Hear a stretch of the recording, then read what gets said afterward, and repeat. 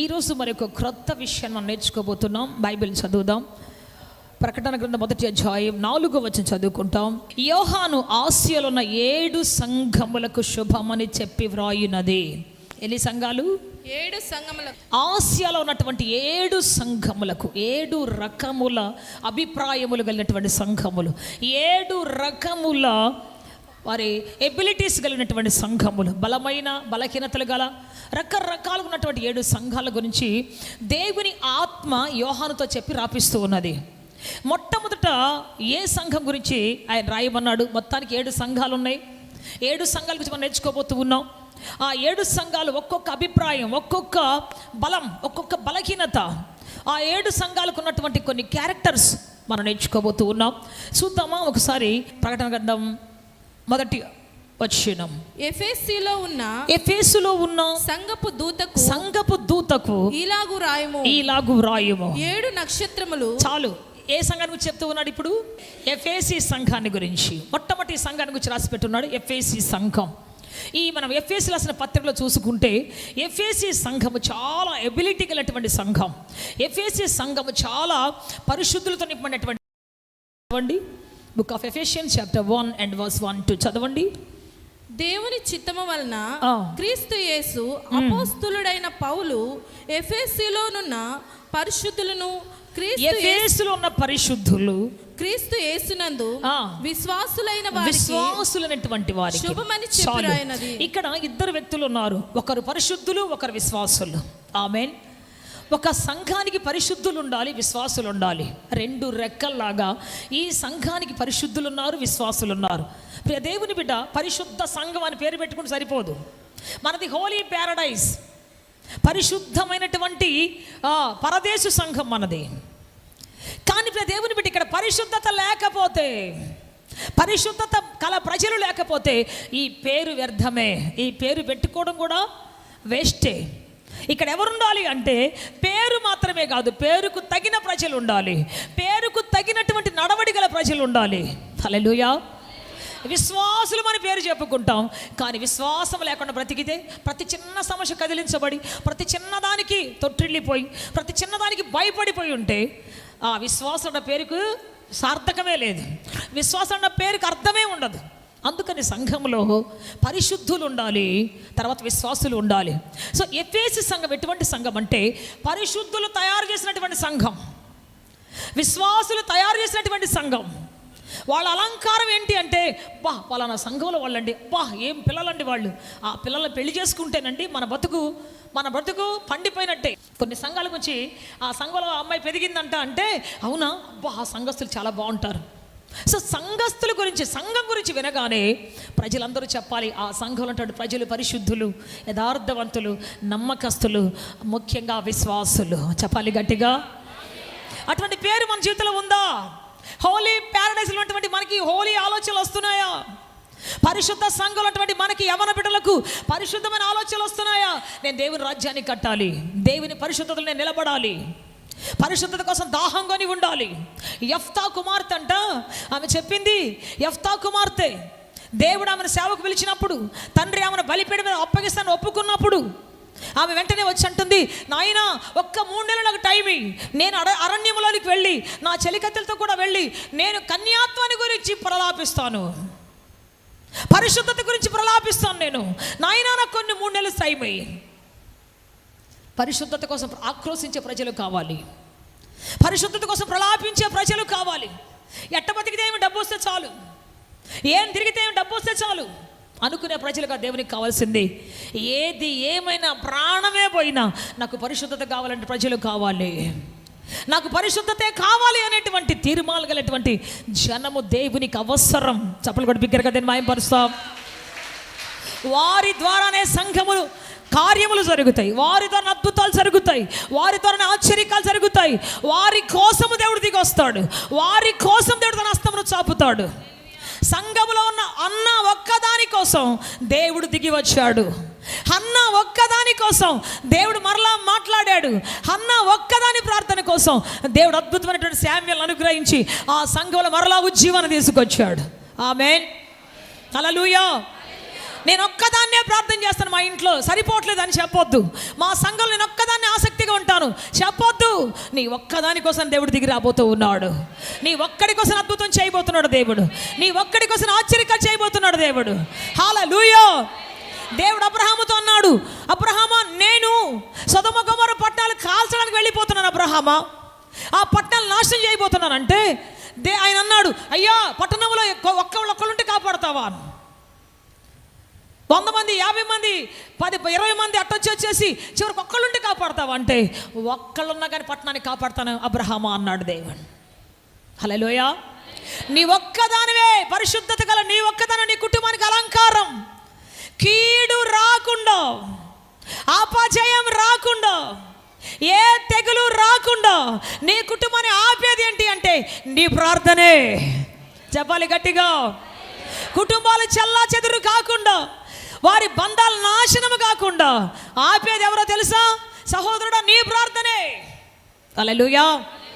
ప్రార్థించే వ్యక్తి ఎక్కడ ఉంటాడో, నమ్మే వ్యక్తి ఎక్కడ ఉంటాడో, పరిశుద్ధత గల వ్యక్తి ఎక్కడైతే ఉంటాడో ఆ ఇల్లు సురక్షితముగా, క్షేమముగా ఉంటాయి, ఆశీర్వాదకరంగా ఉంటాయి, సమాధానకరంగా ఉంటాయి. చెప్పాలి గట్టిగా హల్లెలూయా. సో ఎఫెసీ సంఘము విశ్వాసము గల సంఘము. ఎఫెసీ సంఘం పరిశుద్ధత గల సంఘము. హల్లెలూయా. ఇంకా చెప్తున్నాడు, చూద్దాం.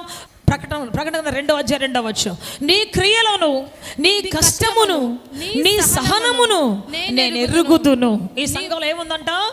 సత్కార్యములు చేసే ప్రజలు ఉన్నారు, తర్వాత సహనముతో ఉన్న ప్రజలు ఉన్నారు, తర్వాత కష్టపడి ప్రయాసపడేటువంటి వాళ్ళు ఉన్నారు. Praise the Lord. ఈ రోజుల్లో కష్టపడటం అంటే ఎవరికి ఇష్టం ఉండదు. కూర్చుంటే డబ్బులు వచ్చేయాలి, కూర్చుంటే బిజినెస్ జరిగిపోవాలి. ఈ మధ్య ఒక తల్లిగారు ఒక కంప్యూటర్ పట్టుకొని తిరుగుతూ ఉంది, ఇంటింటి తిరుగుతూ ఉంది. ఏంటయ్యా అంటే ఒక బిజినెస్ ఇంటర్వ్యూ చేస్తూ ఉంది. ఏమని అంటే, ఇదిగో బ్రదర్, ఇదిగో నీకు ఒక ఐడి కార్డు ఇస్తాం, నువ్వు కానీ 10 మందిని చేర్చావంటే ఈ బిజినెస్లో నీకు ఒక ప్రమోషన్ ఇస్తాం. ఇంకొక 10 మంది, ఇంకా 10 మంది 100 మందిని చేర్చారనుకో నీకు ఇంకా టాప్ మోస్ట్ వెళ్ళిపోద్ది. ఆ 100 మంది తలకు 10 మందిని చేర్చారనుకో అసలు ఇక నీ శాలరీకి లెక్కే ఉండదు. నువ్వేం చేయబడలేదు, నువ్వు కూర్చుని సార్లు డబ్బులు వచ్చేస్తాయి, నువ్వు కూర్చుని సార్లు కట్ల పడిపోతాయి. నీ ముందు తలకాయ తిరిగిపోయింది నాకు ఈ బిజినెస్ అనగానే. ఇదేంది నాయన, ఇదేం బిజినెస్, పని చేయకుండా వచ్చే డబ్బులు ఏంటి నాయన? దేవుడు ఏం చెప్పాడు? నీ కష్టార్జితాన్ని నేను ఆస్వాదిస్తానన్నాడు. అసలు కష్టమే పడకుండా, చెమటే పట్టకుండా నువ్వు ఫ్యాన్ కింద కూర్చొని ఏసీలో కూర్చుని చాలా డబ్బులు వచ్చి పడతాయి అంటే అసలు నమ్మదగిందేనా? ఎవరన్నా జరుగుద్దా ఇది? నాకు అనిపించింది ఎంత దీని వెనక ఒక భయంకరమైన ఒక మాఫియా ఉందేమో అనిపించింది నాకైతే. అసలు మామూలుగా చెప్పట్లే వాళ్ళు. నీ పిల్లలకు పెన్షన్ వస్తుంది, నీ మనవళ్ళకి పెన్షన్ వస్తుంది, నువ్వు కానీ చేసి చచ్చిపోయావంటే. నీ ముది మనవళ్ళకు పెన్షన్ వస్తుంది, కంపెనీని వదిలిపెట్టదు. కడుపు మండిపోయి నాకు ఇదేంటి, కష్టపడకుండా వచ్చే డబ్బులు ఎట్లా వస్తాయి దేవుడా, ఎక్కడి నుంచి వస్తాయి? అసలు 10 మందిని చేరిస్తేనంట, వాళ్ళు పని చేస్తే నీకు డబ్బులు వచ్చేస్తాయి, వాళ్ళు పని చేస్తే వాళ్ళ కింద వాళ్ళు పని చేస్తే. నాకు అనిపించింది ఇదంతా కూడా చెప్పండి, వాళ్ళు కూడా అదే చెప్తారు, నువ్వేం చేయబడలేదు. అందరికి అదే చెప్తారు, నువ్వేం చేయబడలేదు. అసలు ఎవరు ఏం చేయకుండా లక్షలు ఏడు నుంచి వస్తాయి? మరి కష్టపడాలి, ప్రయాసపడాలి, ఇదిగో ఇలా చేయాలి, ఈ ప్రోడక్ట్ ఇలా అమ్మాలి, అట్లా చెప్పట్లేదు. సో నువ్వేం చేయబడలేదు. ఇక మన వాళ్ళంతా మొదలేస్తారు, అబ్బా ఏం చేయకుండా డబ్బులా, ఇంకెంతకంటే మంచిది ఏం లేదని జాయిన్ అయిపోతున్నారు. కానీ ఇక్కడ బైబిల్ చెప్తున్న మాట ఏంటంటే ఎఫెసీ సంఘం అంట కష్టపడి ప్రయాసపడే సంఘము. అందుకే దేవుడు అంటున్నాడు, నీ ప్రయాసం నేను ఎరుగుతున్నాను. Praise the lord. నీ కష్టం నేను ఎరుగుతాను, నీ సహనం నేను ఎరుగుతాను. ఎంతమందికి సహనం ఉంది ఈ రోజుల్లో? సహనం, ఓర్పు, ఇవన్నీ కూడా. సో ఇవన్నీ కలిగినటువంటి సంఘం ఇది. ఎన్ని కష్టాలు వచ్చినా, శ్రమలు వచ్చినా దేవుణ్ణి విడిచిపెట్టకుండా, దేవులోంచి పక్కకు తప్పిపోకుండా ఓర్పుతో కనిపెట్టుకున్నటువంటి మహా అద్భుతమైనటువంటి సంఘము ఎఫెసీ సంఘం. చూద్దాం, ఇక్కడ ఎఫెసీ సంఘాన్ని గురించి దేవుడు చెప్తున్న మాట ఏంటి అంటే 2వ అధ్యాయము 6వ వచనం చదువుకుంటాం. అయితే ఈ ఒకటి నీలో ఉన్నది, నీ కోలాయితులు క్రియలు నీవు ద్వేషించుచున్నావు. నికోలాయితుల క్రియలను నీవు ద్వేషించుచున్నావు. నేను కూడా వీటిని ద్వేషిస్తున్నాను. అంటే దేవుడు ద్వేషించే దానిని, నికోలాయితుల క్రియలు, నికోలాయితుల బోధలు. నికోలాయితులు అనే ఒక జనం ఉన్నారు. ఈ జనమే పని లేకుండా, పని చేయకుండా డబ్బులు వచ్చేస్తాయి, కూర్చుంటే వచ్చేస్తాయి, ఇలా చేయాలి, అలా చేయాలి, అలా సంపాదించాలి, సంపాదించాలి, ఎలా సంపాదించాలి, ఎప్పుడు సంపాదిస్తావు, ఈ వయసులో కాకపోతే ఇప్పుడు కాకపోతే ఎప్పుడు ఎంజాయ్ చేస్తావు. లోకానుసారమైన క్షణికమైన సంతోషం, క్షణికమైన ఆనందం, క్షణికమైనటువంటి సంపాదన కోసం ఎలా సంపాదించాలి, ఎలా బ్రతకాలనేటువంటి దానిని బోధించేటువంటి వాళ్ళు శరీర సంబంధులు, నికోలాయితులు, దేవునికి ఇష్టం లేని బోధ చేసేటువంటి వాళ్ళు. అయితే ఈ సంఘం వాటిని అసహించుకుందంట, వాటిని తిప్పికొట్టిందంట. మా కొద్ది బోధ, మా కొద్ది ఇటువంటి అక్రమమైంది, అన్యాయమైంది మాకొద్దు, మాకు దేవుడిచ్చేది కావాలి, దేవుడిచ్చే ఆశీర్వాదం మాకు కావాలి, దేవుడిచ్చే సంపద మాకు కావాలి. Praise the Lord. దేవుడు మాకు ఆధారం కావాలి, ఆయన చెప్పినట్టు చేస్తాం అని చెప్పేసి వాళ్ళ బోధన తిప్పికొట్టారంట. వాళ్ళు చెప్పిన మాటను తిప్పికొట్టి దేవుని మాట ప్రకారము వాళ్ళు ప్రయాసపడి కష్టపడి సంపాదించడం మొదలుపెట్టారు, పరిశుద్ధంగా బ్రతకటం మొదలుపెట్టారు. Praise the Lord. ఒకసారి ఒక బామ్మర్ది వాళ్ళ బామ్మర్ది ఇద్దరు మాట్లాడుకుంటా ఉన్నారు. రే, నువ్వు కానీ బాగా అద్భుతంగా జీవితంలో బాగా రాణించాలంటే, చూసావా ఎదురింట్లో ఒక అమ్మాయి అటు తిరుగుతూ ఉంది, ఆ పిల్ల ప్యాంట్ షర్ట్ వేసుకొని పెట్టుకొని ఎట్టు అనుకొని తిరుగుతూ ఉంది, చెవు ఫోన్లు పెట్టుకొని ఇక ప్రపంచాన్ని మర్చిపోయింది. ప్యాంట్ షర్ట్ వేసింది, జీన్ ప్యాంట్ షర్ట్ వేసింది, పైన తిరుగుతూ ఉంది ఫోన్లు పెట్టుకొని. ఇంట్లో పని చేత కాదు, 30 ఏళ్ళు వచ్చిన పప్పు తాలింపేయడం చేత కాదు, టీ పెట్టడం చేత కాదు. మమ్మీ రాదు, మమ్మీ నువ్వు పెట్టి, మమ్మీ అమ్మ తీసుకొని బెడ్ కాఫీ ఇస్తే తీసుకుంటుంది ఇక బెడ్ మీద కూర్చొని. ఇట్లాంటి అమ్మాయి తిరుగుతూ ఉంది, అది పెట్టుకొని పాటలు కొట్ట ఎటు చోట్ల మమైకం అయిపోయింది. పాప్ సాంగ్స్లో మమేకం అయిపోయింది. ఆయన మీద అడు చూపించి వీడు అంటాడు, ఆ పిల్లని కానీ పెళ్లి చేసుకున్నావంటే నువ్వు ఎట్టయినా సరే, వాళ్ళ నాయనకి పెద్ద వెనకాల ఎంత ఉంది, వాళ్ళ నాయన పెద్ద జాబ్ హోల్డరు, మంచి అధికారి, ఎంఆర్ఓ. ఆయన చాలా డబ్బులు సంపాదించి పెట్టాడు, తోటలు కొన్నాడు, ఇల్లు కట్టించాడు, ప్లాట్లు కొన్నాడు. ఆ పిల్ల పేరు మీద ఒకటే పిల్ల, దాన్ని కానీ పెళ్లి చేసుకుంటే బామ్మర్ది నీ బతుకు పండు వెల్ల అయిపోద్దురా అన్నాడు. సరే, వీడు రోజుకు ఒక షర్ట్ వేసేది, రోజుకు ఒక బండి వేసుకొని, వాడి బండ్లు కావు, రోజుకు ఒక షర్ట్ వేస్తాడు, రోజుకు ఒక బండి వేస్తాడు, రోజుకు ఒక విధంగా వాడు కూడా క్యాప్ పెడతాడు, కళ్ళద్దాలు, రకరకాల కళ్ళద్దాలు పెడతాడు. సో ఆ ఇంటి చుట్టూ తిరగటం మొదలు పెట్టేశాడు. ఆ అమ్మాయి కాలేజ్ దగ్గరే వెళ్తాడు.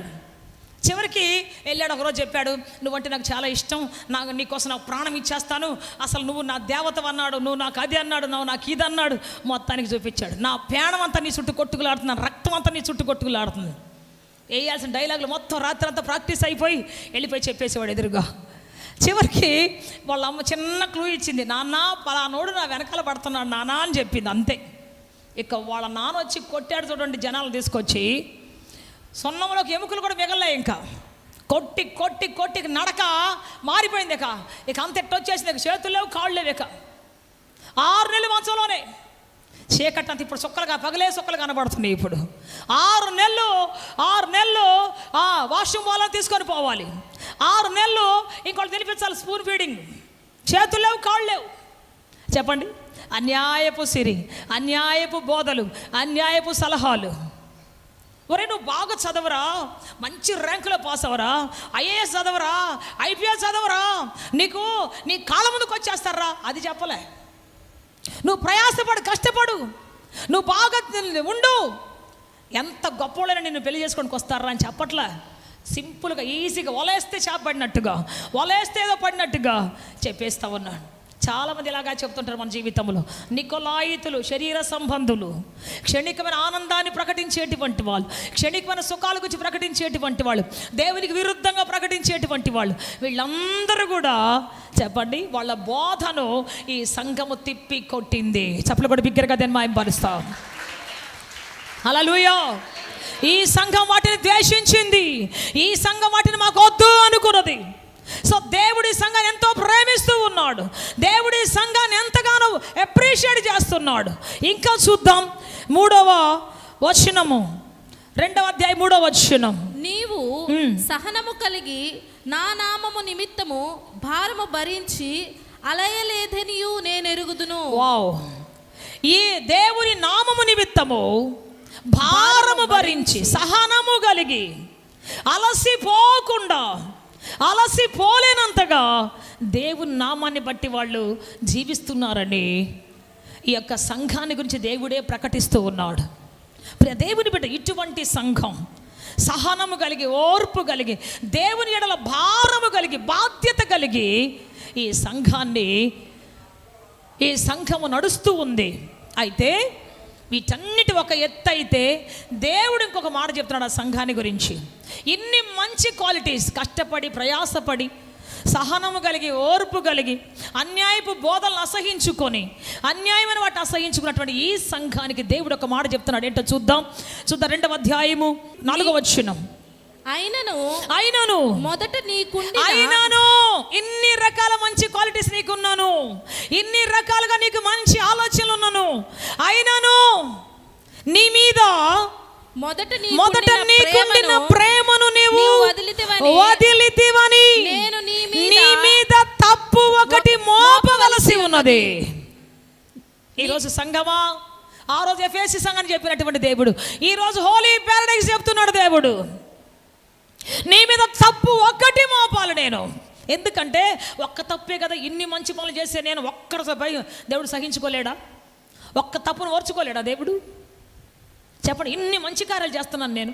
చాలామంది అంటారు ఒక్కటండి నా దగ్గర లోపం, దాన్ని భూతాతలు పెట్టి చూపిస్తారండి వీళ్ళు.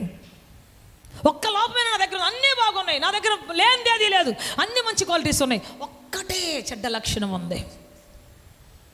ఇక్కడ కూడా అంతే. మరి దేవుడు ఎవరు అంటే ఒక్క తప్పు కూడా అంగీకరించలేడు ఆయన, ఒక్క మిస్టేక్ కూడా అంగీకరించలేడు. కారణం ఏంటంటే కోటి సూర్యుల కంటే బగబగ మండేటువంటి తేజస్సు గల దేవుడు, పరిశుద్ధత గల దేవుడు ఆయన. చప్పలు కూడా బిగ్గరగా దేన్ని మాయపరుస్తావు. హల్లెలూయా, హల్లెలూయా. ఎక్కడ ముడత, మచ్చ, డాగు, కళంకాలని ఒకే ఒక దేవుడు. ఆయన పుట్టుక పరిశుద్ధం, ఆయన నడక పరిశుద్ధం, ఆయన మాట పరిశుద్ధం. మీరు చూడండి, యేసుప్రభు ఆడవాళ్ళ దగ్గర చాలా చోట్ల మాట్లాడాడు, ఒంటరిగా నిలబడి చాలా చోట్ల మాట్లాడాడు. సమరయసి దగ్గర ఒంటరిగా ఒక్కడే మధ్యాహ్నం వేళ ఎవరు లేకుండా మాట్లాడాడు. కానీ ఏం మాట్లాడాడు చెప్పండి? ఒక పాపిష్టి మనిషి, 6 మగళ్ళని పడేసిన ఒక వ్యక్తి, 6 మగ పురుషుల్ని తారుమారు చేసినటువంటి ఒక వ్యక్తి, 6 మనుషుల్ని గల్లంతు చేసినటువంటి ఒక వ్యక్తితో యేసుప్రభు మాట్లాడుతున్నాడు. చూసేవాళ్ళంతా ఏమనుకుంటారు తెలుసా? అయిపోయింది ఈయన పని కూడా. చక్కగా సేవ చేసుకుంటున్నాడు, చక్కగా నిలువుటంగి చేసుకున్నాడు, చాలా అందంగా సేవ చేసుకుంటా ఉన్నాడు. ఈయనెందుకు ఆమెతో మాట్లాడుతున్నాడు? అయిపోయింది ఈయన లైఫ్. తట్టప్పుడు సర్దుకోవడమే కదా. శిష్యులు ఎట్టిపోతారో ఈయన ఎట్టిపోతాడు, సేవ ఎట్టిపోతావు. ఈ మనిషితో మాట్లాడుతున్నాడు యేసుప్రభు పని అయిపోయింది. చూసిన వాళ్ళంతా అనుకొని ఉంటారు. కానీ చెప్పండి, 2 నిమిషాల తర్వాత, 5 నిమిషాల తర్వాత ఆ స్త్రీ గగ్గోలు పెట్టుకుంటూ ఊర్లో పరిగెత్తుకుంటూ పోతా ఉంది. చప్పలు కూడా బిగ్గరగా దేని మాయపరుస్తావు. హల్లెలూయా. ఆయన అక్కడే కూర్చొని ఉంటే కుండని ఇసిరి కొట్టి ఆ స్త్రీ గగ్గోలు పెట్టుకుంటూ ఊర్లో పరిగెత్తుకుంటూ వెళ్ళిపోతా ఉంది. రండి రండి రండి రండి. ఏంటమ్మా ఏమైంది? ఎవరైనా ఏమైనా అన్నారా నిన్ను? ఆయన ఏమైనా అన్నారా నిన్ను? అయ్యా అయ్యా అయ్యా చెప్పమ్మా ఏం జరిగిందో, ఎందుకంత టెన్షన్గా ఉన్నావు, ఎందుకంత పరిగెత్తుతున్నావు అంటే ఆయన ఎవరో కాదయ్యా, నేను చేసినవన్నీ బట్టబయలు చేసి నా బతుకును సరి చేసిన దేవుడయ్యా, మెస్సయా. చప్పట్లు కొడతాం గట్టిగా. హల్లెలూయా. ఆయనతో మాట్లాడితే నా పాపమంతా పటాపంచలు అయిపోయింది, ఆయనతో మాట్లాడితే నా మోహమంతా పటాపంచలు అయిపోయింది, ఆయనతో మాట్లాడితే నా బ్రతుకులను చీకట్లన్నీ వెలుగుగా మార్చబడిపోయాయి, ఆయనతో మాట్లాడితే నాలో ఉన్న దుర్మార్గపు యోచనలన్నీ పటాపంచలు అయిపోయాయి. ఆయన మామూలు వ్యక్తి కాదయ్యా, అంతరంగంలో పాపమును తీసివేసి పరిశుద్ధతను స్థాపించే దేవుడు మెస్సయా. చెప్పాలి గట్టిగా, చెప్పాలి గట్టిగా. హల్లెలూయా, హల్లెలూయా. మనం కూడా మాట్లాడతాం, పురుషులతో ఏకాంతంగా మాట్లాడాల్సి వస్తుంది కొన్నిసార్లు, స్త్రీలతో ఏకాంతంగా మాట్లాడాల్సి వస్తుంది ఎవరు లేకుండా. ఎలా మాట్లాడుతున్నావు? పాపం ట్రాన్స్ఫర్ అవుతుందా లేకపోతే పరిశుద్ధత ట్రాన్స్ఫర్ అవుతుందా? వాళ్ళ పాపం నీలోకి వచ్చి నేను నాశనం చేస్తుందా లేకపోతే నీలో ఉన్న వెలుగు వాళ్ళలోనికి వెళ్ళి వాళ్ళు తేజోమయంగా మారుతున్నారా? ఎలా ఉంది మన లైఫ్ స్టైల్? 2 సార్లు మాట్లాడాడు సిస్టర్, 3వసారికి అయిపోయింది సిస్టర్. నో. దేవుని బిడ్డ, నీలో ఉన్నవాడు లోకములో ఉన్నవాని కంటే శక్తిమంతుడు, పరిశుద్ధుడు. లోకములో ఉన్నవాని కంటే, లోకంలో ఉన్న పాపము కంటే, లోకంలో ఉన్న శాపము కంటే, లోకంలో అతిక్రమము కంటే నీలో ఉన్న దేవుడు మహాపరిశుద్ధుడు, మహిమ గల దేవుడు. ఆయన మారాల్సింది లోకం, నువ్వు కాదు. మారాల్సింది, పడిపోవాల్సింది వాళ్ళు. యేసు ప్రభు దగ్గర దెయ్యాలు పడ్డాయి, దెయ్యాల దగ్గర యేసు ప్రభు ఎప్పుడు పడలేదు. am I right? హల్లెలూయా, హల్లెలూయా. దెయ్యాలు ఆయన ముందు పడిపోయాయి. అయ్యా నువ్వు సర్వోన్నతమైన దేవుని కుమారుడవు యేసు అంటూ ఆయన ముందు పడ్డాయి. కానీ ఏ దెయ్యం ముందు యేసు ప్రభు పడలేదండి. 6,000 దెయ్యాలు కలిగినటువంటి ఒక వ్యక్తిని కూడా ఆయన సంధించి 6,000 దెయ్యాలు గల ఒక వ్యక్తిని గదరేన్ దేశంలో ఉన్నటువంటి గెరాసేన్ దేశంలో ఉన్నటువంటి వ్యక్తి దగ్గరికి వెళ్తే 6,000 దయ్యాలు కలిగినటువంటి వాడు వచ్చి ప్రణమిల్లాడు. దూరం నుంచి యేసును చూసి చప్పట్లు కూడా బిగ్గరగా దాన్ని మాయంపరుస్తాం. హల్లెలూయా, హల్లెలూయా. 6,000 దయ్యాలు ఉన్నటువంటి ఒక వ్యక్తి పరిగెత్తుకుంటూ వచ్చి అంటున్నాడు, యేసు సర్వోన్నతమైన దేవుని కుమారుడా, నాతో నీకేంటయ్యా, నువ్వు పరిశుద్ధుడు కదా, నేను పాపినయ్యా, నాతో నీకేంటి? సో ప్రియ దేవుని బిడ్డ, ఆ విధంగా దెయ్యాలు కూడా పరిశుద్ధుడు పరిశుద్ధుడు పరిశుద్ధుడిని ఆరాధిస్తూ ఉన్నాయి. మన పునాది సరైందేనా? మన బ్రతుకు సరైందేనా? మన జీవితంలో ఉన్నటువంటి ఆశలు సరైనవేనా? ఒక్కసారి మనం పరీక్షించుకోవాలి. ప్రియ దేవుని బిడ్డ, ఈరోజు దేవుడు మనతో మాట్లాడుతూ ఉన్నాడు. యేసు ప్రభు ఎంతమందితో మాట్లాడాడు. వ్యభిచారంతో పట్టబడినట్టు ఒక స్త్రీ పట్టుకుంటే ఆమెను చూసి అంటాడు, అమ్మా అమ్మా. సమరయత అంటాడు, అమ్మా. Praise the Lord.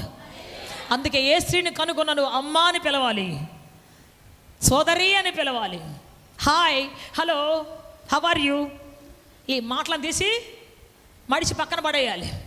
అమ్మా, ప్రైజ్ ద లార్డ్ అమ్మా, ప్రైజ్ ద లార్డ్ అమ్మా, హల్లెలూయా చెప్పాలి గట్టిగా. నీలో ఉన్నవాడు పరిశుద్ధుడు అయితే నీ నోట్లోంచి వచ్చేది కూడా పరిశుద్ధమైన మాటగానే ఉంటుంది. సో ఇటువంటి అన్ని మాట్లాడు, మన నోరు పరిశుద్ధమైంది. నువ్వు ఒంటరిగా మాట్లాడినా, ఏకాంతంగా మాట్లాడినా, ఎక్కడ మాట్లాడినా నీలో ఉన్నవాడు పరిశుద్ధుడు కాబట్టి నువ్వు పరిశుద్ధంగానే మాట్లాడుతావు. అర్ధరాత్రి మాట్లాడినా సరే నీ మాట ఇతరులకు మేలుకరంగానే ఉంటుంది. ఈరోజు పలానా అన్న మాట్లాడాడు, నా లైఫ్లో గొప్ప ఆశీర్వాదం ఆరంభమైంది. ఈరోజు ఈ రాత్రి నాతో ఒక అక్క మాట్లాడింది, నా లైఫ్లో క్రొత్త కార్యాలు ఆరంభమయ్యాయి. ఎందుకు ఆరంభం చేయకూడదు మంచి కార్యాలు నీ నోటి ద్వారా? ఎందుకు ఆరంభం చేయకూడదు నీ నోటి ద్వారా అద్భుతమైనటువంటి ఒక జీవితాన్ని, ఒక అద్భుతమైన కార్యాన్ని ఎందుకు ఆరంభించకూడదు? నీ నోరు ఎందుకు ఇతరులను కట్టకూడదు? ప్రైజ్ ద లార్డ్ చెప్పాలి గట్టిగా, చెప్పాలి గట్టిగా. తప్పు మోపుతున్నాడు ఈ సంఘం మీద. ఏమిటి అంటే, ఇదిగో నీ యొద్ద నీవు మొదటి ప్రేమను విడిచిపెట్టావు. You lost the love of first. నీ మొదటి ప్రేమ. ఆది దినాల్లో నువ్వు ఎంత మంట కలిగి ఉన్నావు, ఆది దినాల్లో దేవుని సంఘానికి ఎంత ఆసక్తిగా వచ్చావు, ఆది కాల బ్యాప్టిజం తీసుకునే కొత్తల్లో ఎంతగా బైబిల్ చదివావో మోకాలమే పడి, ఆది కాలంలో ఎంతగా పాటలు పాడావో. నేను కూడా అంతే, ఆది కాలంలో పాట పాడటానికి కూర్చొని నిలబడి ఉండేది. మేము వెళ్ళే సంఘానికి ఆడవాళ్ళు ఎవరు పాట పాడరు, అంత మగోళ్ళే పాడతారు, ఎత్తన రాని రాకపోని. నేను పని చేసి పాస్టర్ గారిని అడిగేది, అంట్లు పెద్ద పెద్ద అండాలు తోమేసేసి బాగా ఊడ్చి అంతా చేసి, అన్నా నేను పాట పాడతాన్నా అంటే, పాడమ్మా నీకేమి, నేను చెప్తాలే పాడు అనేవాడు. ఆయన పోయి కూర్చొని అన్నా అని చీటీ రాసిస్తే ఆగు ఆగు ఆగు అనేవాడు. 100 పాటలు పాడిందాక ఆగమనేవాడు. ఇక నేను ఆ డ్రెస్ అంతా పిండుకొని అదే ఇంటికి వెళ్ళి బట్టలు మార్చుకొచ్చే టైం కూడా ఉండదు. ఇక నిలబడి చూస్తూ ఉంటాను నేను. ఈ లోపల అయ్యగారు ఎక్కేస్తాడు, మెసేజ్ స్టార్ట్ అయిపోద్ది. ఇట్లా ఈ ఒక 4-5 సంవత్సరాలు అట్టే అయిపోయింది, పాడకుండానే అయిపోయింది. దుఃఖం, బాధ, కడుపు మండిపోద్ది నాకు. అయ్యా ఏసయ్యా ఏసయ్యా ఏసయ్యా. కానీ ఒక్కసారి దేవుడు నా తలుపు తెరిచాడు, డాడీ నాకు పరిచయం చేశాడు. ఇక మొదలుపెట్టాను 2009 నుంచి 2025 ఏప్రిల్ దాకా పాట మొదలుపెట్టాను. ఆ పాటకు 16 సంవత్సరాలు అంతమే లేకుండా పాట మొదలుపెట్టేశాడు దేవుడు. చెప్పాలి గట్టిగా హల్లెలూయా, హల్లెలూయా. పాడి పాడి పాడి గొంతు రాపొచ్చేది నాకు. పాడి మాట్లాడి స్తోత్రం చెప్పి చెప్పి ఆ మైకులో గొంతులోనైతే అగ్ని బయటకు వచ్చేది అసలు, అంతే. హల్లెలూయా, హల్లెలూయా. వరుసగా 10 రోజులు పాడాల్సి వచ్చేది. ఒక రోజు కాదు, 2 రోజులు కాదు, ఒక్కరోజు గ్యాప్ ఉంటుంది, మళ్ళీ 10 రోజులు పాడాల్సి వచ్చేది. అయినా సరే ఎడతెరిపిలేనటువంటి ఆయన కృపను నా జీవితంలో దేవుడు కుమ్మరించాడు. చెప్పాలి గట్టిగా, చెప్పాలి గట్టిగా. ఆనాడు ఆది ప్రేమ, పాడాలని తపనున్నటువంటి ప్రేమ ఇప్పుడు మందే కదా పాడుకోవచ్చు అనిపిస్తుంది కొన్నిసార్లు. రాత్రి దేవుడు నాతో మాట్లాడుతూ ఉన్నాడు. నేను ఈ మెసేజ్ ప్రిపేర్ అవుతున్నప్పుడు దేవుడు నాతో మాట్లాడుతున్నాడు. సంఘములు అనేక మంది ఆది ప్రేమను కోల్పోయారు. ఫస్ట్ నువ్వు కోల్పోయావు అన్నాడు దేవుడు. అమ్మో అవును, ఆది దినాలు, ఆది కాలంలో నాకేమీ పరిచయం లేనప్పుడు దాదాపుగా ఉదయం 10 గంటలకు కూర్చుంటే సాయంత్రం 5 గంటలకు లేచి ప్రార్థన చేసేదాన్ని. 5 గంటలకు కూర్చొనే ఉండేదాన్ని ప్రార్థనలో. ఎవరు వచ్చినా లేపేది లేదు. గడి పెట్టుకునేది, నేను ఆరాధన చేసుకునేది, దేవుడు చెప్పి రాసుకునేది, పడుకునేది. సాయంత్రం 5 గంటలు లేచేదాన్ని ఫ్రెష్గా. మరలా సాయంత్రం ఏదైనా కూటం ఉంటే వెళ్ళేదాన్ని. మినిమం 6 hours మోకాళ్ళపై పెట్టి ప్రార్థన చేసుకుంటూ ఉండేది, రాసుకుంటూ ఉండేది. చిన్నప్పుడే బుక్స్ రాసి, ఇప్పుడు రాయట్లే నేను. ఇంకా సేవకు వచ్చిన కొత్తలో 5 books రాశాను నేను, పైసా డబ్బు లేనప్పుడే. అంత అద్భుతమైనటువంటి పరిచయం నా ద్వారా ఆరంభించాడు దేవుడు. రాత్రి సూటిగా మాట్లాడుతున్నాడు, ఆది ప్రేమ నీలో ఉందా, ఆది తపన నీలో ఉందా, ఆది పాటపడ తృష్ణ నీలో ఉందా. గుండెలు పగిలిపోయినా నాకు. లేదు ప్రభువా, యథార్థంగా ఒప్పుకున్నా నేను, లేదు ప్రభువా నా జీవితంలో. అయితే మళ్ళీ ఆరంభిస్తావా? ఈ 2026 సంవత్సరం నీకు ఆయుష్ ఇచ్చాను, ఆరోగ్యం ఇచ్చాను, నిలబెట్టాను, ఆరంభిస్తావా? చెప్పాను, మమ్మాటికి చెప్పాను, ఆరంభిస్తాను ప్రభువా. ఇక నేను 6 hours ప్రేయర్ చేస్తాను ప్రభువా. Praise the Lord, praise the Lord, hallelujah. నా ఆత్మీయ తండ్రి హ్యారీ గోమ్స్ గారు ఎన్ని బాధ్యతలున్నా, ఎన్ని కష్టాలున్నా, ఎన్ని శ్రమలున్నా, ఎటువంటి ఆటంకాలున్నా 6 గంటలు ప్రార్థన చేసేవాడు ఆయన. Praise the Lord. కారులో పోతున్నా కొన్నిసార్లు ప్రయాణాలు ఉంటాడు, కారులో కూర్చున్నా సరే ప్రార్థన చేస్తూనే ఉంటాడు. మేము ఎవరు మాట్లాడకూడదు, మేము ఏకీపించి ఆమె హల్లెలూయా చెప్పాల్సిందే తప్ప ఆయన ఖాళీగా ఉండడు. కారులో కూర్చున్నా సరే ఎన్ని గంటలు ప్రయాణం చేస్తే అన్ని గంటలు ప్రార్థన చేసి అలసిపోయి నిద్రపోతాడు. అట్లే కారులో, హోటల్లో ఉంటే కూడా అంతే, ప్రార్థన చేసి అలసిపెట్టినే అట్నే మంచమే పడిపోతాడు ఆయన. సో ప్రియ దేవుని బిడ్డ, ఆ ప్రార్థన శక్తి ఉండటం వల్లనే ఆయన ఇంత పెద్ద మినిస్ట్రీ చేయగలిగాడు, ఇన్ని దేశాలు రీచ్ అవ్వగలిగాడు, ఇంత పెద్ద అద్భుతమైన కార్యాలు, స్వస్థత ప్రార్థన చేయగలిగాడు. చెబుతాను ఈరోజు, దేవుని శక్తితో నీ బలకింత నువ్వు ముడిపెట్టుకున్నప్పుడు మీరు అనుకోవచ్చు, మాకు 6 గంటల టైం ఎక్కడ కుదురుతుంది సిస్టర్, ఒకటే పరుగులు అయిపోయింది, మాకు ఒకటే పరుగులు అంటావా? నువ్వు పని చేస్తూ కూడా ఆనందంగా పాడుతూ స్తుతిస్తూ ఆరాధిస్తూ చేయి. హల్లెలూయా. పాడుతూ ప్రయాణం చేయి, స్తుతిస్తూ ప్రయాణం చేయి, బైబిల్ చదువుకుంటూ ప్రార్థన చేయి. Praise the Lord. అనవసర మాటలు తావివ్వకుండా, మండు రగులు అనవసర మాటలు తావివ్వకుండా, ఆది ప్రేమ ఎంత ఘనంగా ఉందో, ఆది కాలం నువ్వు ఎంత చక్కగా చర్చికి వచ్చావో, ఆది కాలం ఎంత ఆసక్తిగా దేవుని మందిరంలో కూర్చున్నావో, ఎంత దేవుని మహిమతో నిలబడ్డావో ఆ రోజు కష్టాలు లేవు, శ్రమలు లేవు, బాధలు లేవు, ఎంత సంతోషం. పరలోకమే మన ఇంట్లో ఉంది. ఈరోజు చర్చ వదిలిపెట్టిన తర్వాత మన పరిస్థితి ఎలా ఉందో ఒకసారి ఆలోచిద్దాం. ఈరోజు దేవుని ప్రార్థన వదిలిన తర్వాత మనకి ఎన్ని కష్టాలు వచ్చినాయి ఒకసారి ఆలోచిద్దాం. ఈరోజు దేవుని ఆరాధన విడిచిపెట్టిన తర్వాత మన జీవితంలో ఎన్ని దయ్యాలు వచ్చి కూర్చుని ఒకసారి ఆలోచిద్దాం. మన కుటుంబాన్ని ఎంత అల్లకల్లోలం చేస్తున్నాయి ఒకసారి ఆలోచిద్దాం. నేను చెప్పింది అవునంటారా కాదంటారా? ఎన్ని దరిద్రాలు వచ్చి కూర్చుని, ఎన్ని శాపాలు వచ్చాయి, ఎన్ని యాతనలు వచ్చాయి, ఎన్ని రకాల నిద్ర పట్లని సమస్యలు వచ్చి కూర్చున్నాయి. అందుకే ఇవన్నీ చేసేది ఎవరు? చెబుతాను ఈ రోజున, మొదటి స్థితికి రా. నీ మొదటి ప్రేమను మర్చిపోయావు, నీ మొదటి ఆది ప్రేమను విడిచిపెట్టావు. వాళ్ళొకసారి చదువుకుందాం, చదవండి 2వ అధ్యాయం. నీవు ఏ స్థితిలో, 3వ వచనం చదువుకుందామా? నీవు సహనము కలిగి నా నామము నిమిత్తము భారము భరించి అలయ లేదని నెరుగుదును, అయినను మొదట నీకుండిన ప్రేమను నీవు వదిలితివి. ఎంతమంది చెప్తారు ఈ మాట? నేను వదిలిపెట్టాను అయ్యా దేవుని ప్రేమను, మొదటి ప్రేమను విడిచిపెట్టాను. నేనైతే చెప్తాను, నిజంగానే చెప్తాను, మొదటి ప్రేమ లేను, మొదటి దాంట్లో లేను నేను. I lost it. ఈరోజు కన్నీటితో దేవుడి దగ్గర అడిగాను నేను, నాయనా నేను మరలా మొదటి ప్రేమలోకి వస్తాను ప్రభువా, నీ పాదాల దగ్గర కూర్చుంటానయ్యా, నా మినిస్ట్రీని స్టార్ట్ చేస్తానయ్యా, నువ్వు నాకే కళ అయితే ఇచ్చావో అన్ని కళలు నేను స్టార్ట్ చేస్తాను ప్రభువా, పోనివ్వను నాయనా. నువ్వు ఇవ్వకపోతే నేను దేన్ని పొందుకుంటానయ్యా? నువ్వు ఇవ్వకపోతే నేను ఎక్కడికి వెళ్ళగలను? నువ్వు ఇవ్వకపోతే ఎవరిస్తారు నాకు? దేవుడు ఇవ్వకుండా ఏది మన జీవితంలో రాదు. ఒకవేళ దేవుడు ఇవ్వంది ఏదైనా వచ్చిందా అంటే దానితో పాటు 100 సమస్యలు వస్తాయి, 1000 సమస్యలు వస్తాయి ఖచ్చితంగా. అబ్రహాముకు దేవుడు ఇవ్వని సంపద ఒకటి వచ్చింది, అబ్రహాముకు దేవుడు ఆశీర్వాదం ఇవ్వకుండా ఒకటి వచ్చింది. ఏంటో తెలుసా? ఫరో దగ్గర నుంచి ఫరో చక్రవర్తి తన భార్యని శారాన్ని తీసుకొని పోయి గొర్రెలను గొడ్లను దాసీలు పంపించాడు ఆయన. అబ్రహామా క్షమించు, నన్ను ఏమనుకోవద్దు. అబ్రహామా ఇదిగో నీ భార్య నేను అనవసరంగా తీసుకొని పోయాను కాబట్టి నన్ను క్షమించు, ఇదిగో దానికి బదులు విశ్రాంతి తీసుకొని బహుమానం పంపించాడు. ఆ యొక్క దాసీలు గొర్రెలు గొడ్లు వచ్చాయి. ఆ దాసీలలో ఒక దాసి వచ్చింది, ఆమె పేరు హాగరు. ఆ హాగరు ఏం చేసింది చెప్పండి? అబ్రహాము జీవితాన్ని అల్లకల్లోలం చేసేసింది. ఆమె వచ్చింది, ఆమెను పెళ్లి చేసుకున్నాడు అబ్రహాము. ఆ తర్వాత ఆ ఇంట్లో భయంకరమైన శోధన అంతటితోనే పోయిందా? పోలేదు. ఇప్పటి వరకు ఇజ్రాయెల్ జాతికి ఒక ముళ్ళులాగా ఉన్నారు వాళ్ళు. యావత్ ప్రపంచానికి ఒక నరకాన్ని సృష్టించే వాళ్ళు అయ్యారు. ఎక్కడ బాంబు వెళ్ళిన వాళ్ళే ఉంటారు, ఎక్కడ నరకాన్ని సృష్టించిన వాళ్ళే ఉంటారు.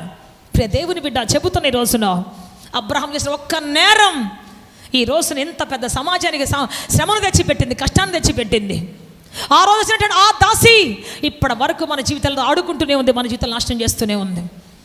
మనం అనుకుని ఉచితంగా వచ్చేస్తున్న బహుమానాలు ఎవరో ఇస్తున్నారు మన జీవితంలో, ఎవరో వాటి వెనకాల 1000 సమస్యలు రాబోతున్నాయి.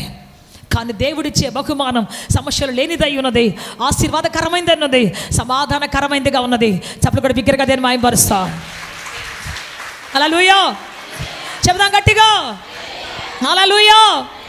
ఎస్ ప్రియ దేవుని బిడ్డ, దేవుడిచ్చే ఆశీర్వాదం మనకు కావాలి. సో కాబట్టి ఇక్కడ దేవుడు చెప్తున్నాడు ఏంటి అంటే, నీ మొదటి ప్రేమను, మొదటి ఆసక్తిని, మొదటి మంటను, మొదటి ఆకలి తప్పికలను. ఇంతకుముందు లేస్తే ప్రార్థన చేసేవాళ్ళం, ఇప్పుడు లేస్తే ఫోను లేకపోతే మనల్ని వాళ్ళతో మాట్లాడి ఎప్పుడు కోలేస్తాం. పడుకునేటప్పుడు రాత్రి 12 1 గంటని మాట్లాడి పడుకుంటాం. సో ఈ విధంగా మన జీవితం ఇంకొక దాంతో అంటుకట్టబడిపోయింది. దేవుని స్థానంలోనికి అనేకమైన వచ్చి కూర్చున్నాయి. నీ హృదయంలో సుప్రీం ప్లేస్ ఎవరిదో తెలుసా? భార్యది కాదు, భర్తది కాదు, పిల్లలది కాదు, ఆస్తిది కాదు, ఉద్యోగంది కాదు.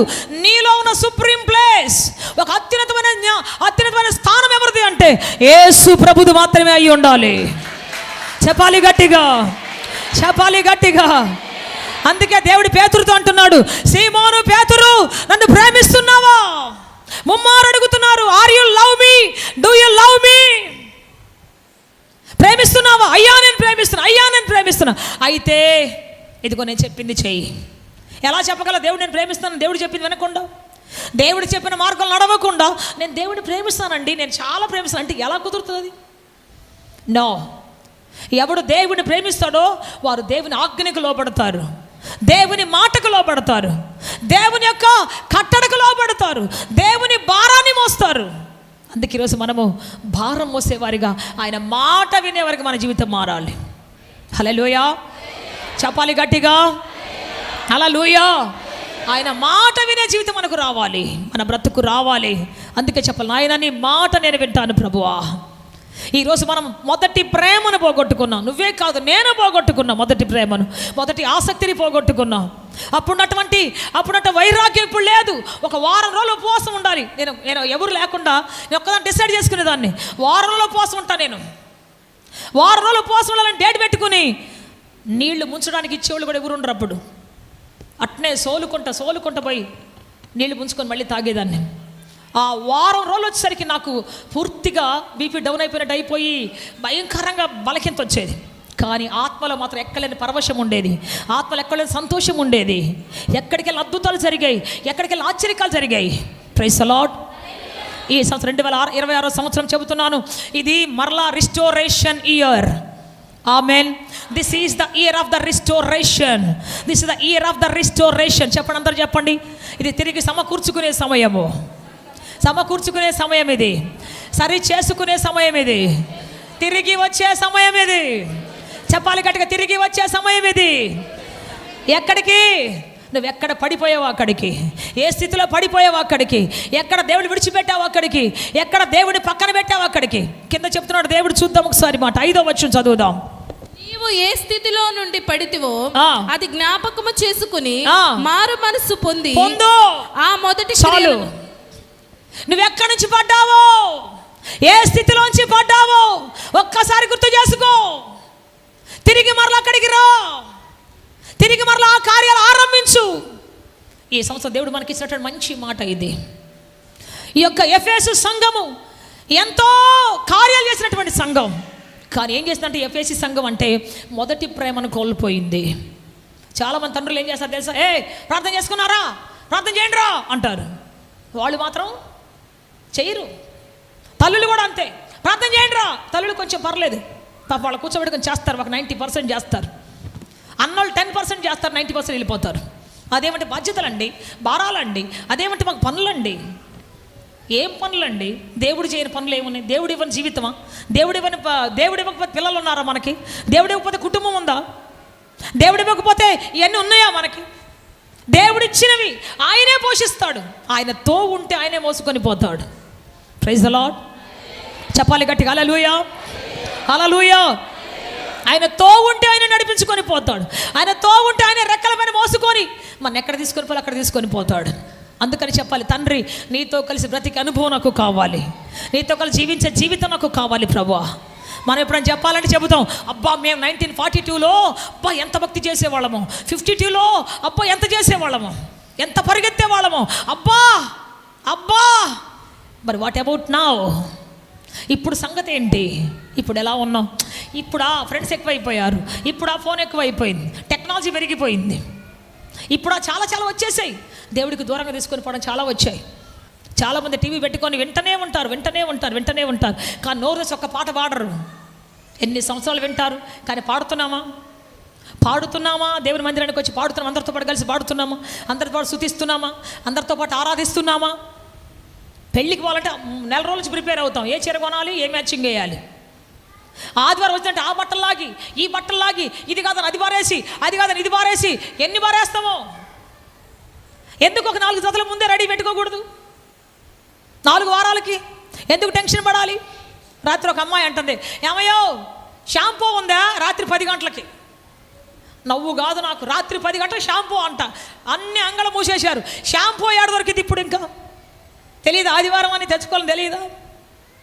సిద్ధపాట్లేని జీవితాలు, బుద్ధి లేని కన్యకలు, బుద్ధి లేని కుటుంబాలు, బుద్ధి లేని జీవితాలు. తప్పొకటి మోపాలి మీ మీద. ఏం మోపాలి? మొదటి ప్రేమ, మొదటి సిద్ధపాటు, మొదటి ఆసక్తి, మొదటి ప్రార్థనా జీవితం. నువ్వు పోగొట్టుకున్నావు. ఎల్లు, ఎక్కడ పోగొట్టుకున్నావు?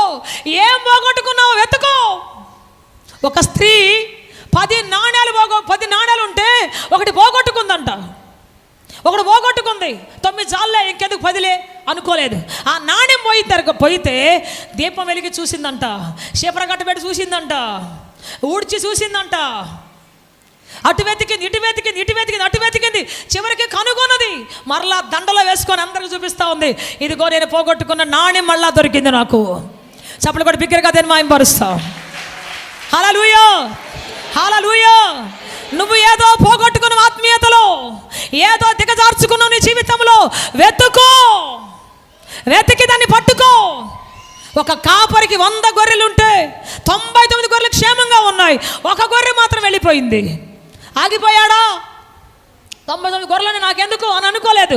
ఆ ఒక్క గొర్రె కోసం పరిగెత్తాడు ఆయన. ఆ ఒక్క గొర్రెని పట్టుకొని భుజాల మీద వేసుకొని సంతోషంగా వచ్చేసాడు. ఆమేన్, హల్లెలూయా, హల్లెలూయా. ఎక్కడ ఏం పోగొట్టుకున్నావో, నీ భక్తి జీవితంలో ఏమి లాస్ అయ్యావో, మోకాళ్ళ జీవితం లాస్ అయ్యావా, ఆరాధన జీవితం లాస్ అయ్యావా, సంఘంలో అటెండెన్స్ తగ్గిపోయిందా, సంఘంలో అటువంటి వాటిలో పాల్గొనలేకపోతున్నావా, బిజీ అంటే లోకంలో కలిసిపోతున్నావా? ఒక్కసారి ఎక్కడ నీ ప్రేమ కోల్పోయావో ఒక్కసారి ఆలోచించు. దేవునితో నీ నిబంధన ఎక్కడ కోల్పోయావో, దేవునితో నీ యొక్క బంధాన్ని ఎక్కడ బ్రేక్ చేసావో, ఎక్కడ నాశనం చేసావో ఒక్కసారి ఆలోచించు. అందుకే ప్రియ దేవుని బిడ్డ, ఈ రోజున మన జీవితం దేవుని సన్నిధిలో అంటూ కట్టబడి, స్థిరపరచబడి, దేవునితో ఫలించి అభివృద్ధి పొందాలి. ఆయన పేరేంటంటే నీటి ఊట. చెప్పండి, అందరూ చెప్పండి, ఎవరు? నీటి ఊట. Praise the Lord, praise the Lord. మరి చూడండి, నేను బైబిల్లో ఉన్నటువంటి ఒక వ్యక్తి, మంచి వ్యక్తి గురించి చెప్తాను, యోసేపు గురించి చెప్తాను. ఒక మాట, ఆది కాండంలో యోసేపు గురించి వాళ్ళ తండ్రి ఒక ఆశీర్వాదం ఇచ్చాడు. 49వ అధ్యాయము.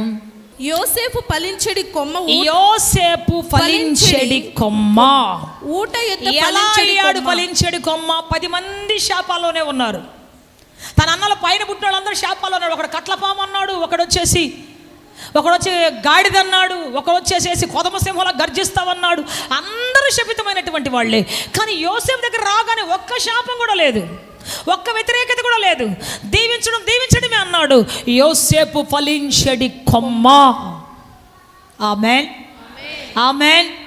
ఎందుకని ఫలించెడి కొమ్మ అయ్యాడు? అందరికంటే వెనక పుట్టినటువంటి వాడు అందరికంటే గొప్పవాడు ఎలా అయ్యాడు? అందరికంటే వెనక పుట్టినటువంటి వాడు అందరిని మించినటువంటి స్థాయికి ఎలా రాగలిగాడు? వారిని ఏలుబడి చేసే స్థాయికి ఎలా దేవుడు తీసుకొచ్చాడు అంటే, వెంటనే పక్కన ఒక మాట ఉంది ఏంటో తెలుసా? ఎక్కడున్నాడంట?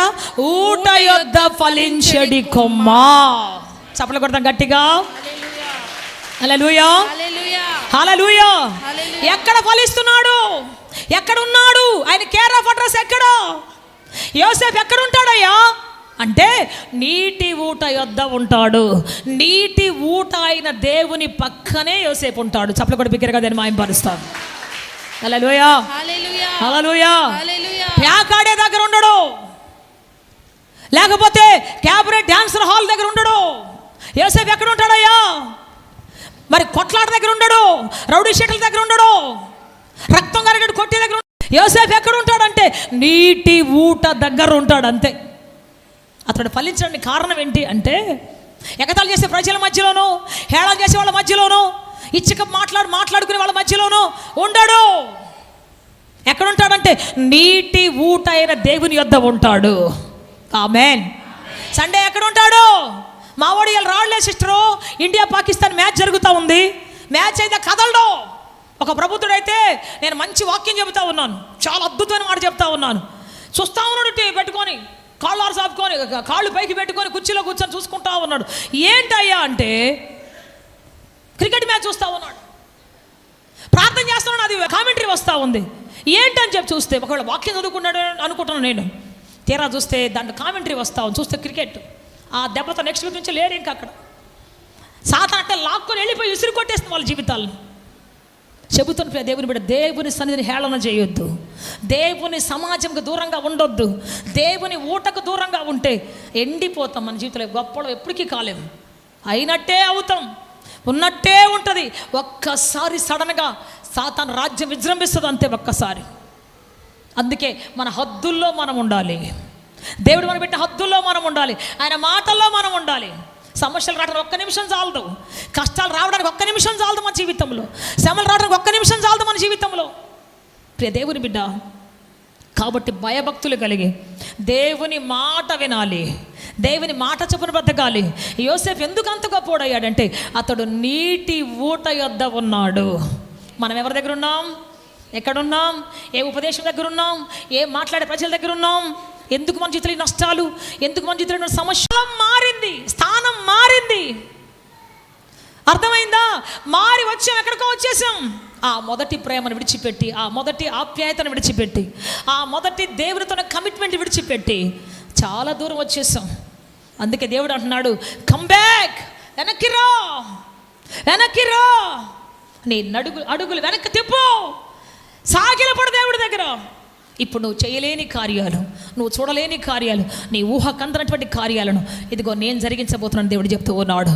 చప్పలు కూడా బిగ్గరగా నేను మాయంపరుస్తా. హల్లెలూయా, హల్లెలూయా. చేసి చేసి సొంత బలాన్ని వాడి అలసిపోయావా?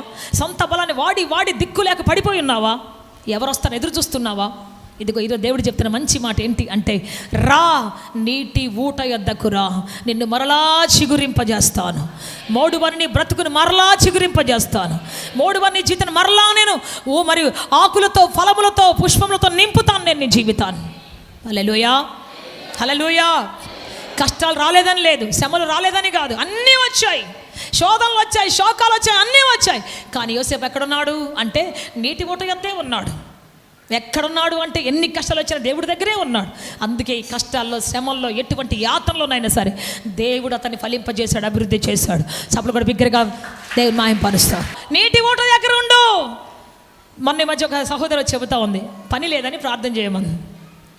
ప్రార్థన చేశాం, ప్రభువా 3 నెలల నుంచి పనికి వెళ్తా వాళ్ళు ఆయన. ప్రార్థన చేశాం, అద్భుతంగా 3 సంవత్సరాలకు సరిపడ పనిని ఆ ఫ్యాక్టరీలో పని ఇచ్చాడు. ఈరోజు నేను వచ్చి సాక్షి చెబుతా ఉంది. 3 నెలలు ఏడ్చాను, కఠినంగా ఏడ్చాను, ఇంట్లో పడి కొట్టుకొని ఏడ్చాను. కానీ చివరికి దేవుని దగ్గరికి వచ్చాను. నేను నా తప్పు తెలుసుకొని దేవుని దగ్గరికి వచ్చాను. అయ్యా, నా కుటుంబానికి పని ఇవ్వయ్యా, నా భర్తకి పని ఇవ్వయ్యా, ఏడ్చి ప్రార్థన చేశాను. ఇప్పుడు చూస్తే 3 సంవత్సరాలు సరిపడ పనిని ఆ ఫ్యాక్టరీలో దేవుడు ఇచ్చాడు.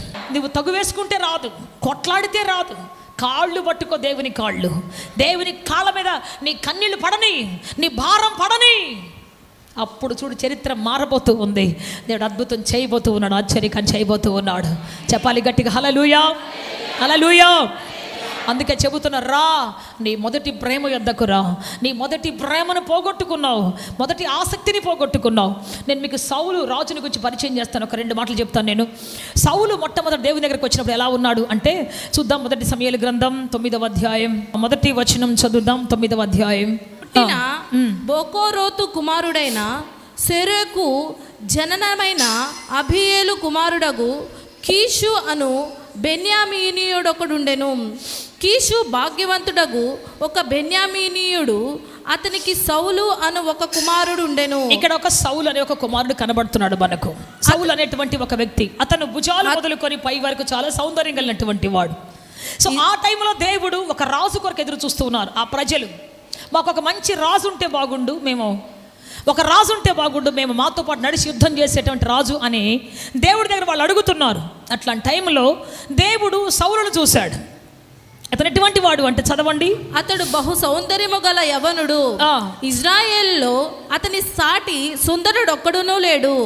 అతడు భుజములు మొదలుకొని పైకి ఇతరుల కంటే ఎత్తుగలవాడు. ఓకే. సౌలు తండ్రి అయిన కీషు యొక్క గార్ధములు తప్పిపోగా కీషు తన కుమారుడైన సౌలును పిలిచి, మన దాసుల్లో ఒకరిని తీసుకుని పోయి గర్ధాభములను వెదుకుమని చెప్పెను. చాలు.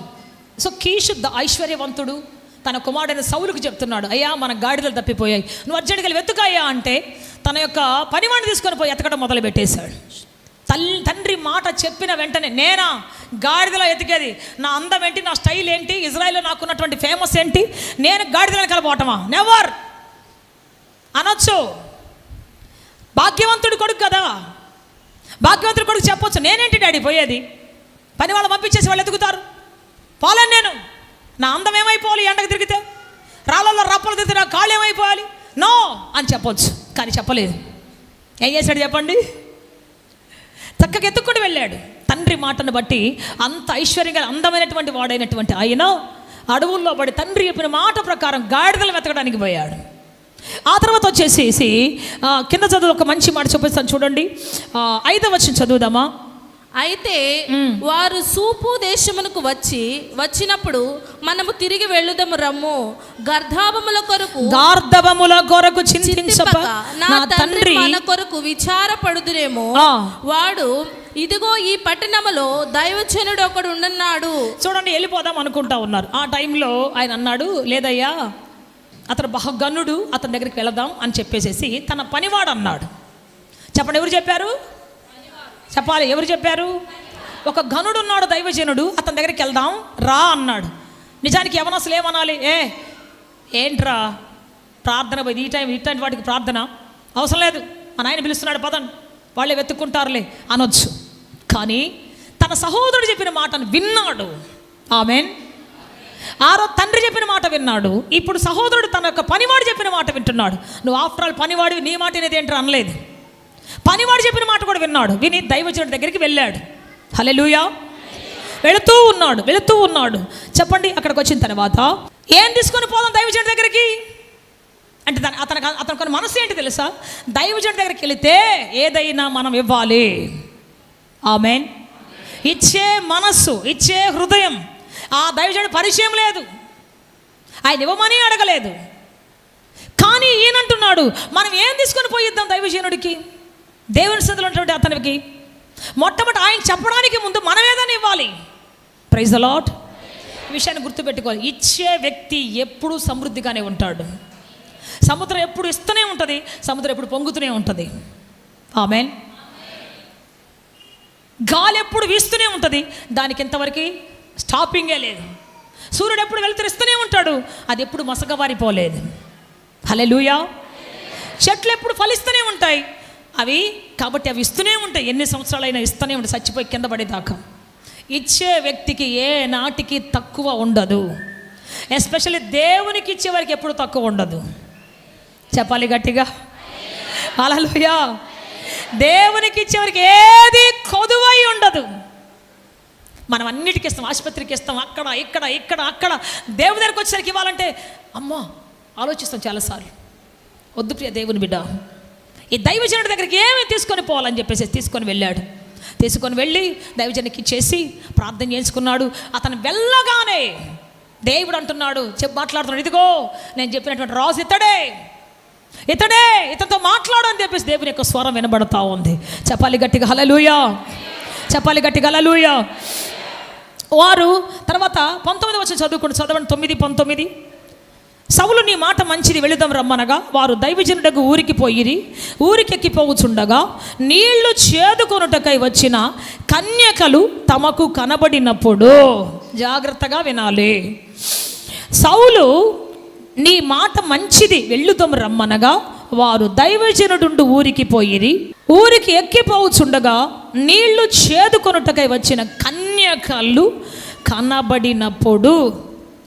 ఎవరు కనపడ్డారంటే వీళ్ళు పనికి వెళ్తూ ఉంటే, వీళ్ళు పోయే పని ఏంటి? దైవజనుడి దగ్గరికి వెళ్ళి వాళ్ళ గాడిదలు కనుక్కోవాలి. మధ్యలో ఎవరు ఎదురొచ్చారు? అందమైనటువంటి బ్యూటిఫుల్ కన్యకలు ఎదురొచ్చారు. ఇప్పుడు ఏం చేయాలి? రే తర్వాత పోదాలే, కూర్చోరా, రే మీది ఏ ఊరా, మీరు ఎక్కడి నుంచి వచ్చారు, మీ నాయన పేరు ఏందే అని అడుగుతూ కూర్చున్నారా? లేకపోతే అబ్బా నువ్వు బాగున్నావు, మన ఇద్దరం ఫ్రెండ్షిప్ అయితే ఎంత బాగుంటుంది అని కూర్చున్నారా? అంటే సౌలు ఎంత సౌందర్యం కలిగినటువంటి వాడు, సౌలు ఎంత గొప్ప, ఆ ఊరిలో అందరికంటే అందంగా ఉన్నటువంటి వాడు. అయినా అందమైన కన్యకలు కనబడినప్పుడు తను ఏమడుగుతున్నాడు అంటే, అమ్మా ఇక్కడ ఒక దీర్ఘదర్శి ఉన్నాడు అంటే ఎక్కడా అన్నాడు తప్ప ఇంక అంతకు మించి వాళ్ళ దగ్గర ఏం మాట్లాడలేదు. చెప్పాలి గట్టిగా. అంటే తాను ఏ పని కోసం వచ్చాడో ఆ గురి వద్దకే వెళుతున్నాడు తప్ప అనవసర విషయాల కోసం పక్కకు పోలేదు, అనవసరం సాంగత్యాలు పెట్టుకోలేదు. ఈరోజు కాలేజీకని వెళతారు, గురేమో బీటెక్ పూర్తి చేయాలి, మధ్యలో ఎవరు తగులుతారు మనకి? వచ్చిన అందమైన అమ్మాయిలు తగులుతారు మనకి, అందమైన అబ్బాయిలు తగులుతారు మనకి. ఇక ఫోన్లో అప్పుడు రాత్రి పగలు ఫోన్లే, రాత్రి పగలు ఇక తిరగటమే, వాళ్ళ స్టైలు, వాళ్ళకి ఏ స్టైల్ వచ్చితే ఆ స్టైలే. మనం దేనికోసం వచ్చాం, ఏమి సంపాదిస్తాం, ఎలా వెళతాం?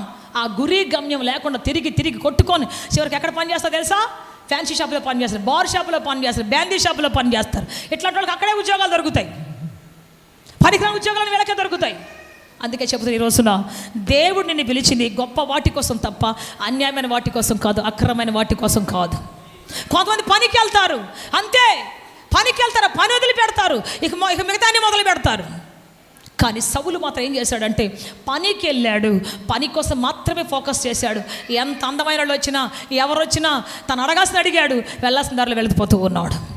చెప్పాలి గట్టిగా, చెప్పాలి గట్టిగా. సో ఇన్ని మంచి క్వాలిటీస్ ఉన్నటువంటి సౌల్ని దేవుడు రాజుగా ఎన్నుకున్నాడు. ఎన్నుకున్న తరువాత చెప్పండి, అక్కడ టర్నింగ్ పాయింట్ వచ్చింది అతని జీవితంలో. అతనికి ఆస్తులు వచ్చిన తర్వాత, రాజరికం వచ్చిన తర్వాత, రాజవసలు వచ్చిన తర్వాత, కిరీటం వచ్చిన తర్వాత, తన చుట్టూ అంతమంది అనేక మందిలు తల వంచే స్థితి వచ్చిన తర్వాత, ఇప్పుడు దేవుడు చెప్తే నేను వినాలా? దేవుడు చెప్పిన మాట నేను వినాలా? దేవుడు యుద్ధానికి పొమ్మన్నాడు, అమాలేకుల యుద్ధానికి వెళ్ళి అమాలేకులు అందరినీ సంహేసిరా అన్నాడు. అంటే చంపకుండా కొన్ని గొర్రెల్ని, గొడ్లని, ఎడ్లను తీసుకొచ్చేసాడు, ఆ రాసును తీసుకొచ్చేసాడు. దేవుడు అడుగుతున్నాడు, ఏంటి నేను చెప్పిన పని చేయలేదు నువ్వు అని అంటే, అయ్యా ఇవన్నీ బలి ఇవ్వటానికి నీకోసమే తెచ్చానయ్యా.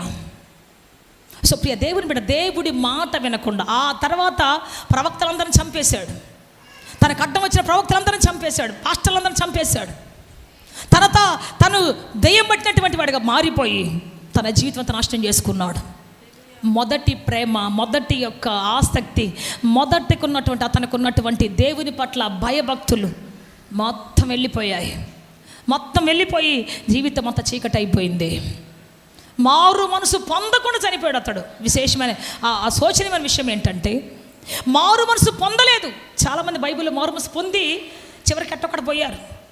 కానీ ఇతను మాత్రం భయంకరమైనటువంటి మరణం, సున్నతి లేని ఫిలిస్తీన్ల చేతిలో చనిపోయాడు. తన కత్తి మీద తానే పడి తనను తను చంపుకున్నాడు. ప్రియ దేవుని బిడ్డ, ఎందుకు చెప్తాను ఈ మాట అంటే, ఇక్కడ చూడండి, మీకు లాస్ట్ విషయం చూపిస్తాను నేను, ఎలా చనిపోయాడు ఆ విషయం మీకు. మొదటి సమూయేలు గ్రంథం 31వ అధ్యాయమా చదవండి. అప్పుడు సౌలు, సున్నతి లేని వీరు వచ్చి నన్ను పొడిచి అపహాస్యం చేయకుండానట్లు నీ కత్తి దూసి దాని చేత నన్ను పొడువుమని తన ఆయుధములను మోయువానితో చెప్పగా, అలాగూ చేయ నొల్లకుండెను కనుక సౌలు తన కత్తి పట్టుకొని దాని మీద పడెనో.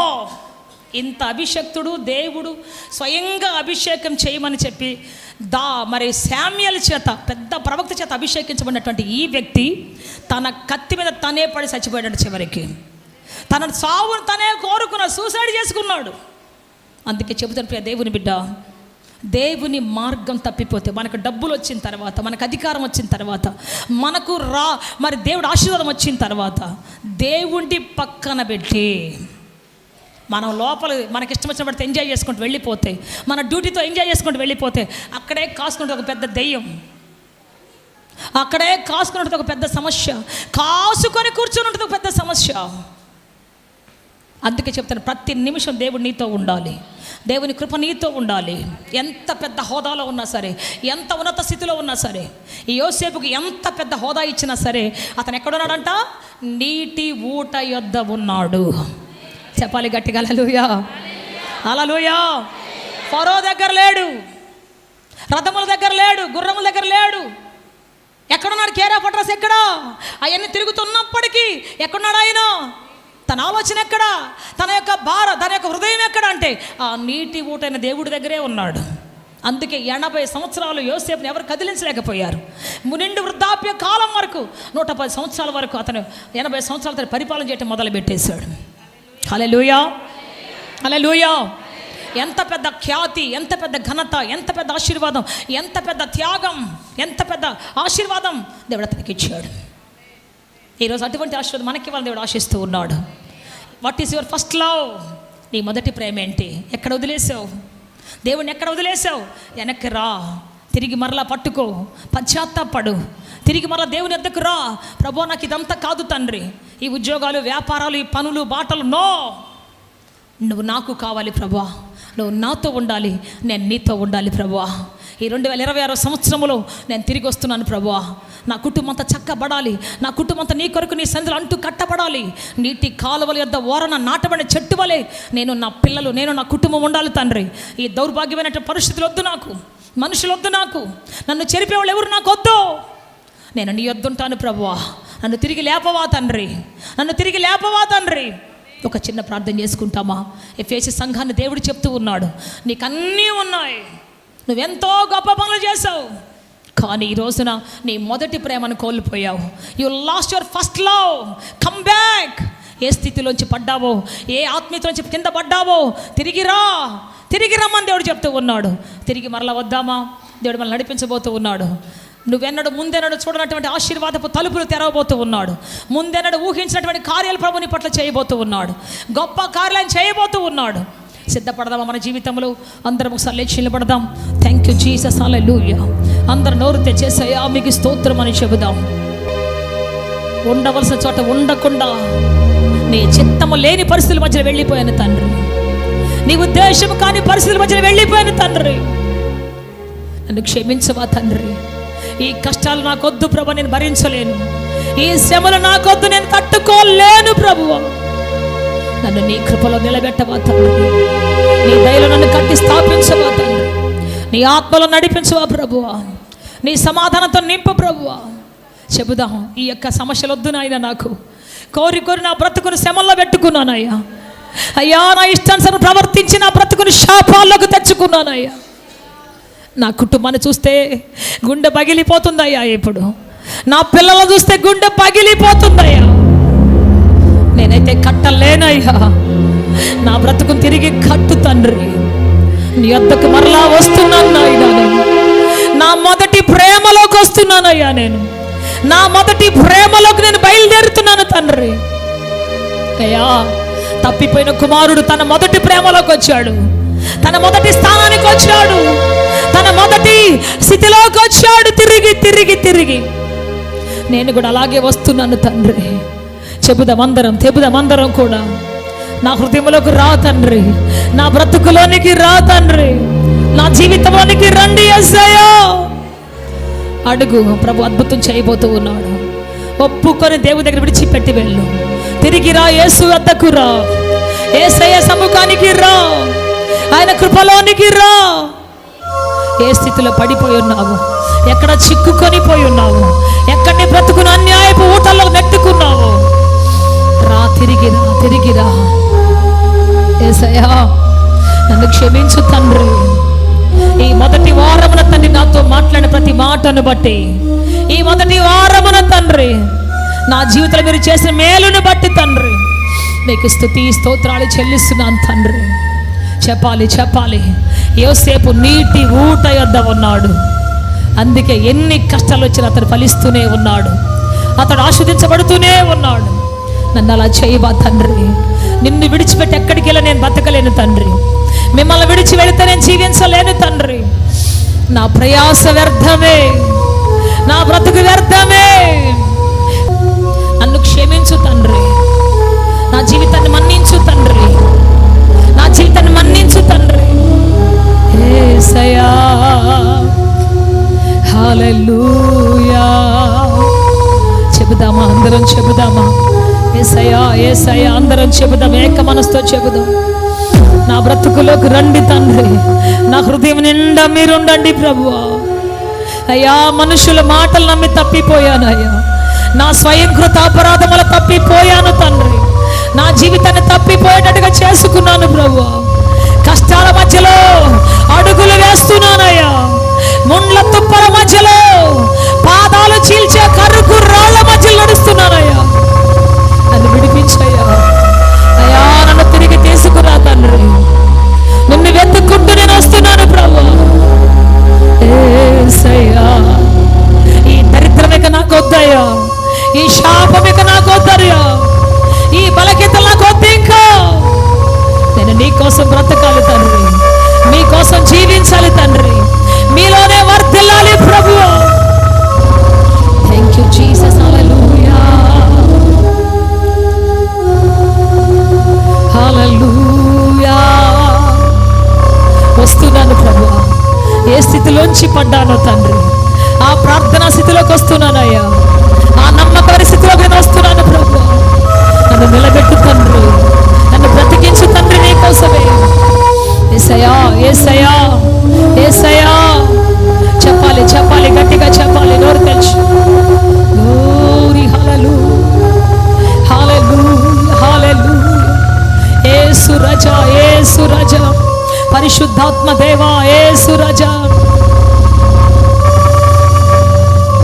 గుండె నిండా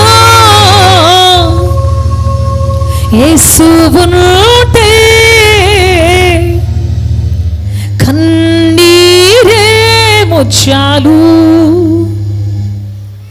గుండె గుడిలో యేసు ఉంటే దుఃఖమైన సంతోషం. గుండె నిండా యేసు ఉంటే, గుండె గుడిలో యేసు ఉంటే దుఃఖమైన సంతోషం. గుండె నిండా నీవే, నా గుండె నిండా నీవే. గుండె నిండా నీవే, నా గుండె నిండా నీవే. గుండె నిండా నీవే. యేసు గుండె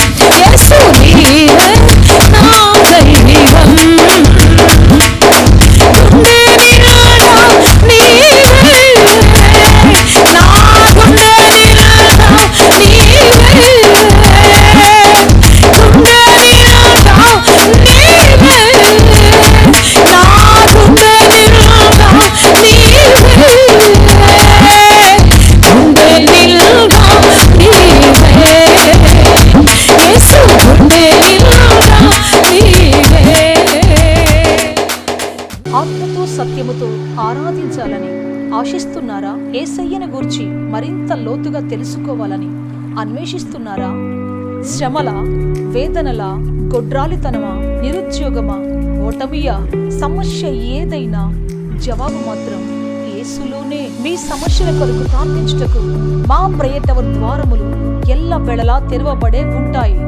వివరములకు మా చిరునామా హోలీ ప్యారడైజ్, KH వాడ, నవాబ్పేట, నెల్లూరు, ఆంధ్రప్రదేశ్, ఇండియా.